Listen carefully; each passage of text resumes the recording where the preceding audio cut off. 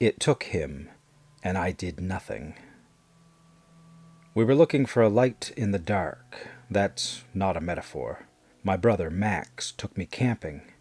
I knew he was an experienced camper. Our father used to take him almost every month. One of Max's goals in life was to be able to survive in the wilderness for a week without any equipment except a knife and a canteen. Over the years, he had been slowly learning new tricks and spots to become more proficient at it, so taking me camping with the full kit was going to be easy. That is, until it got dark. "How you doin', Grace?" he asked as we slowly shuffled forward. "My legs are aching like a bitch," I muttered. "I still don't see any light either, so I'm going to have to kill you." "You'll have to find me first. It shouldn't be far. The GPS says it's about 300 feet that way." The forest was still and surprisingly calming. I was also listening to music, so the mellow, atmospheric tones humming in my left ear helped. But it was mostly the colors. I've always liked the cool colors of blue and purple. The blending of the two in the dark was surreal. It was a dream made real. I couldn't understand why people were bothered about being in the forest at night. It was heavenly. At least it was for me. I also know I would have enjoyed it a lot more if we had found a place to settle instead of trudging between the trees, but Max had something special in mind. "I see it," he said. In the distance was a faint blue light like a glowing bug zapper, one of those solar-powered deals that weren't very bright, but they helped you find the garden path at night. For us, it led us straight to the door of a 2-room cabin, complete with a tiny fireplace to warm the inside. "What is this?" I asked. "I found it a while ago. Thought I would clean it up," Max explained. "Had a lot of old crap, but now it's empty. And the fireplace isn't the best, it has some leaks. But I brought some things to fix that tomorrow." "I was wondering where the hell the tents were," I laughed, throwing my pack into the second room. The rooms were as small as 2 closets, but that was at least enough room to set up a sleeping bag and open the door without bashing someone in the head. When it came to camping, I dreaded the idea of sleeping in a tent. Something about having just a thin layer of fabric between me and nature while I slept. It just wasn't enough. Actual cabin walls made a big difference. Max knew that, so I was glad that he took us there. We set up our places. I took the room at the back, while he took the room with the door leading outside. After slipping into my sleeping bag, I was more than ready to fall asleep. My body was begging for it. Minding the door and fireplace equipment in the corner, I sighed. I almost wept with joy, but my mind finally shut down first. Before it did, I thought I heard Max say something, but I can't quite remember what. The next morning was a barrage of sounds. It felt like I'd woken up in the bird section of the zoo. All types of chirps and twitters filled my ears and kept me from falling back to sleep. I would have happily stayed tucked into my little cocoon until noon, but it wasn't just the birds that wouldn't let me sleep. The door burst open. "Get up! It's almost 9 already," Max said. Fuck off," I grunted. Max reached down and grabbed the foot of my sleeping bag, dragging me from my room to his and then out the front door. I was groaning and cursing him out, getting louder and louder. Eventually, he let go, leaving me sitting in my sleeping bag, in my pajamas, surrounded by damp forest leaves and laughing birds. Max stood there, already dressed and taking a deep breath of the forest air. "Hasn't your new wife taught you how to behave around women yet?" I asked.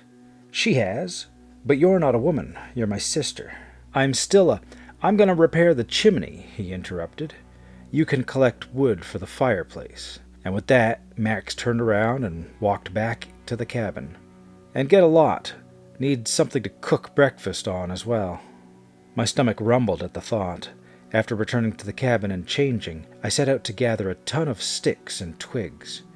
When I could, I dragged a few logs that weren't so damp. I saw a hand axe in Max's pack, so he could split them for the fireplace. It took a lot longer than I thought it would, but This was most likely because I was distracted by the forest itself. With both earphones in, I treated it like some kind of movie. An orchestra played over the small scenes of me picking up pieces of wood for the fire. Violins hummed when I looked up towards the treetops and the sky. The melodic sounds matched the tempo of the dappled shadows dancing on the forest floor. I know it sounds silly, but I know I can't be the only one who does this. Sometimes you just need a little more escapism with your escapism. However, something strange happened. My music was interrupted by a screeching. It was like a bad signal, the same kind of sound you would hear when turning a radio when you almost hit the right point. You can hear voices, but the static is still much louder. Only, I wasn't listening to the radio or some streaming device. It was just the music that was on my phone. I thought the earphones were screwed at first, but before I could take them off, the music returned, crystal clear. I was too mellow to care, let alone investigate what caused it. I blamed the technology and continued gathering wood. With a bundle wrapped in my arms, I turned around and made my way back to the cabin. Max was inside, working at the chimney while I set the wood outside. While he did that, I took out my brand new Wilderness Survival Guide, Pocket Edition, and turned to the page on making a fire. I heard Max chuckle when he saw me, laughing, a weird laugh, but I ignored him. It was my first real experience camping. I wasn't going back until I made a fire on my own. There are many ways to make a campfire. It all depends on how you set up the wood. I started clearing a space, creating a barrier of rocks, and then putting the wood into the shape of a teepee tent. I chose that style because that was the kind of campfire style I had seen in movies. Again, escapism with my escapism. And, surprisingly, it worked. The wood shavings I scraped off a branch with my knife made perfect tinder. The flames took to them, and the fire took to the wood. "Ha ha! I have made fire!" I roared. "I have made fire!" Nothing quite matched that feeling of euphoria. It was then that I forgot my problems completely. Max had brought me to this forest to get me over some personal issues I'd been having. It was a suggestion from his wife. Lighting that fire felt like burning the last of that misery away. I think Max felt the same way. When I looked over at him, he was smiling from ear to ear. I could see a slight sadness in his eye, and it quickly vanished, pride taking its place. I let the moment linger in the silence, focusing on the fire. I was just messing with the flames at some point, but it didn't matter. My first campfire. It was something to enjoy. Remembering breakfast, I looked back up at Max. He was still looking at the chimney, applying some kind of paste to the edgings and the rusted areas. I think he was sealing the gaps with a putty-like substance. "Hey, bring me the food and stuff," I said. "There's some..." "Hello? Are you listening?" Max hid his face, waving his hand to say he was listening as he walked deeper into the cabin.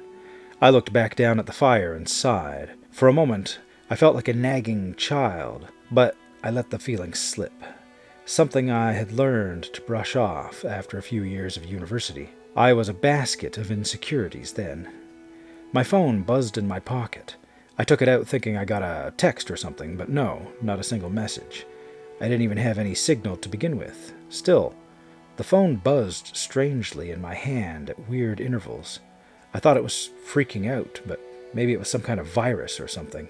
Not sure how to deal with it, I just turned it off. With a thump, my pack landed next to me while I sat at the fire. Max had thrown it and turned to the fireplace. I thought it was rude, a little too rude for even him. I get light-hearted sibling fights, but I had some fragile things in there. It was a step too far, and from his body language, I think he realized it. I swallowed my words and went to work setting up water to boil. Coffee first, food later. With the water off the fire, I realized I needed a bit more fuel. I stood up and looked out towards the forest trees, picked a direction, and took a step. As I did, I felt a dropping sensation.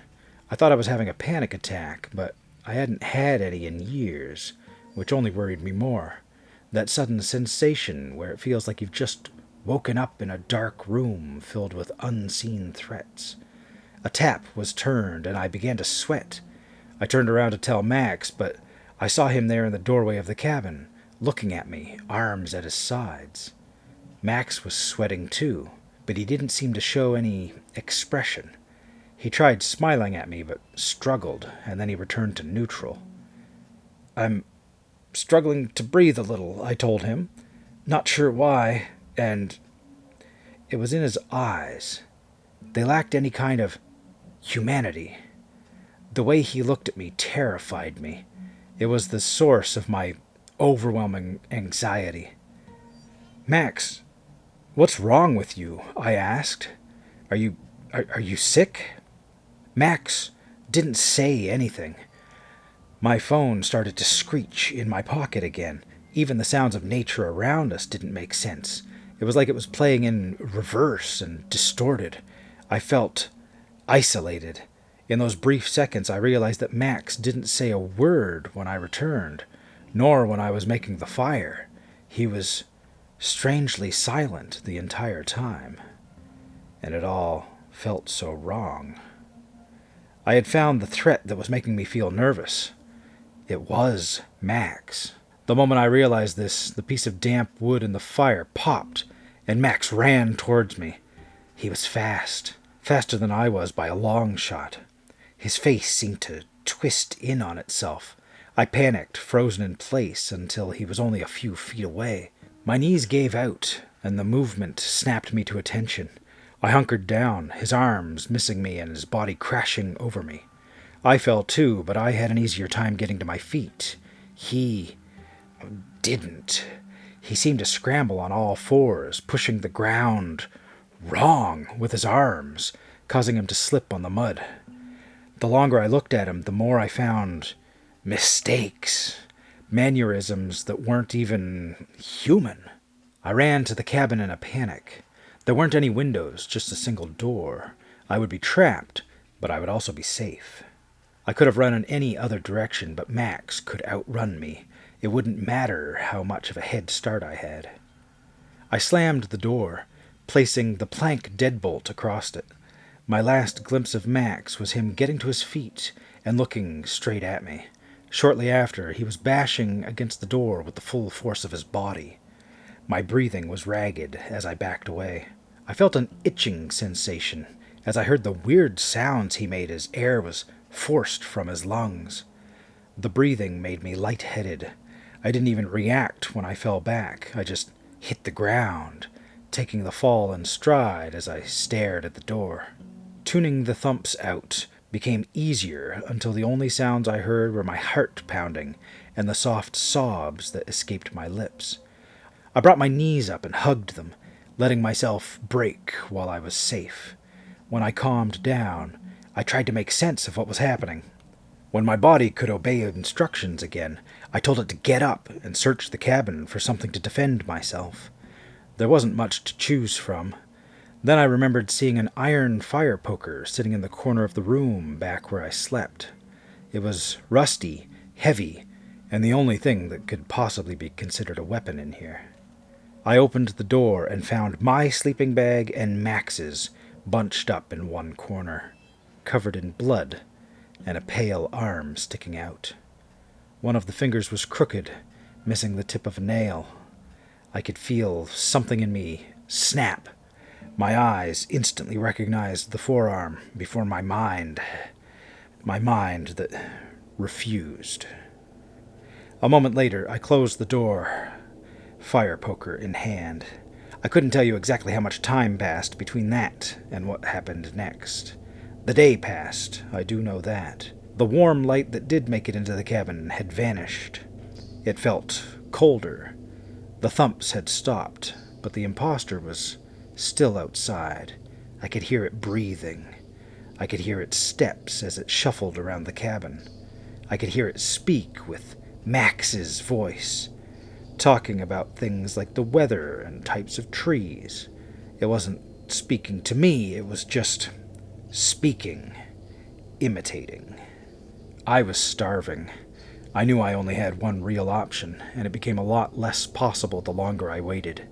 I am not the kind of person to do something so brave or crazy without the threat of death. I was going to try fighting it. I stood up and took steps towards the door. As I did, the creature followed the sound through the cabin. When I stopped, I heard it stop as well, until I finally reached the door itself. It stood on the other side, waiting. A tear ran down my cheek, just imagining my brother's face staring at mine on the other side of this door. My hand tightened around the poker, and I lifted the plank out of the way. No barricade, no lock. The door opened slowly at first, but I was scared already. I leaned back, lifted one leg, and braced for the hardest kick I could possibly muster. My boot hit the area beside the lock, sending the door back suddenly into the creature. I don't know if it made a sound. I was screaming after that. I saw its arm. I started swinging the poker. There was a little iron hook thing at the end, something that could dig into someone, do some real damage. My swings weren't perfect, but when that hook did catch, the creature hesitated long enough for me to get a few more hits in. For the most part, it reacted like a human would. It raised its arms in defense. It yelled in Max's voice. But the change happened again. A sudden shift. I could sense it. The screaming stopped. The flailing stopped also. I was glad it was dark enough to hide his face. I didn't want to see it. I didn't stop. I kept hitting it even when it stopped moving. I hit everything that wasn't already heavily damaged. The arms, the chest, the head, the legs, and then the head again. I felt something warm on my hands and the legs of my pants. The smell was enough to tell me what it was. More tired than satisfied, I finally dropped the iron poker. I ventured back into that cabin to grab my pack. I stared at the door to the back room for a long time. "You can't carry him. What are you doing?" I said to myself. "Stop. Stop looking. Stop. Go. Now. Go." My body eventually listened to my mouth, turning me around and marching outside, past the body on the ground and between the trees. I stared at the small screen on the GPS. I started walking. When I reached the end of the clearing, I looked back. The cabin stood there, a black block in the cool darkness. I turned around and kept walking. My head felt empty. It was on autopilot. I felt cold and detached, like I was wandering through a dream world I knew to be a dream. I stumbled. I scratched my arms, but I didn't complain or curse. 10 minutes later, I heard a yell. It was a scream for help. It was human. It was male, and it came from the direction of the cabin. I kept going. The screaming faded. My face was cold with tears. It's been a few weeks since then. Mourning shouldn't be like this. Loss shouldn't be so cold and terrifying. The amount of regret I feel doesn't seem to subside. I don't regret running into the cabin. For me, it was the only way to stay safe and prepare myself. It was the right decision. I also don't regret attacking the creature. It wouldn't have left, and I don't think I could outsmart it. What I regret more than anything else is that I didn't check Max's body. That scream could have easily been a tactic for the creature to lure me back. Yet, it knew that the body was in the cabin. It knew I would discover it. It knew that I wouldn't fall for another Max impersonation.